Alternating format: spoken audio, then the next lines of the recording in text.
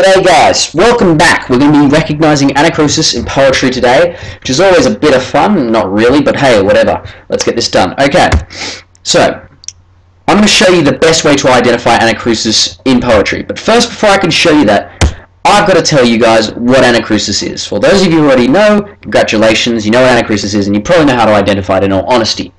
For those of you who don't, myself included, I didn't really know this up until recently, Anacrusis is essentially the first line in poetry, so Mary had a little lamb or whatever. It's the first line, or the first stanza sort of thing, but it's not accented. This is because the beat does not in fact start until after this word. The words are usually not important, which is why they're skipped. A version of this is seen in the national anthem, so you have "Stray." Stray is the second part, is the second syllable of the word Australia, and as such, stray is where the beat begins. So it goes like, so you're tapping out your beat, you go, Australians all let us. So you skip the os because it's not considered important. Right.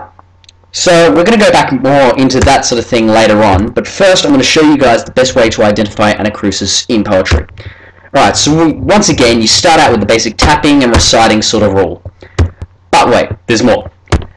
You start the beat, and then you skip the first couple of words, which I just showed you in the national anthem example.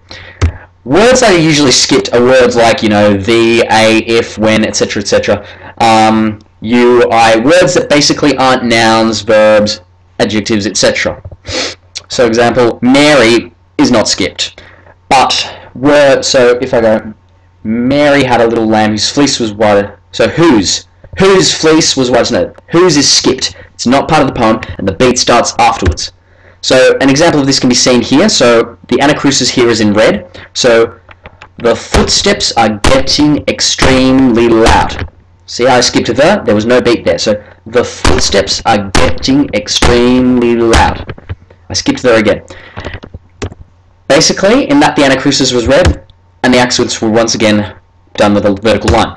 Now I'm going to show you an excerpt of poetry. Mary had a little lamb. You should all know this, but if you don't, well, you're going to know it by the end of this. In this excerpt, the Anacrusis, Anacrusi, whatever you want to call them, I'm not exactly sure what the plural is, are shown by red, and typically, once again, the accents are shown with vertical lines. This isn't new stuff. I showed you this in the last video. But basically, remember, Anacrusis is in red, and it's the skipped first line. So the beat usually continues or starts after the Anacrusis. Okay, so we're going to do Mary Had a Little Lamb. And bear with me, this is sort of hard to orchestrate, alright?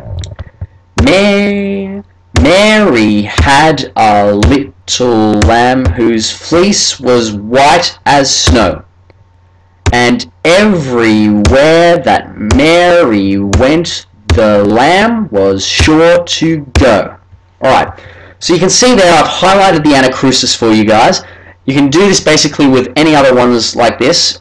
In poetry, words like whose and a, the, what, etc., etc., usually, or pretty much always, are in Anacrusis. So just remember that, and you can usually tell because if you do whose fleece was white as snow, you've got the last Anacrusis on snow, on the bottom of snow, which doesn't work. So you can always tell if there's something wrong because it doesn't quite meter right.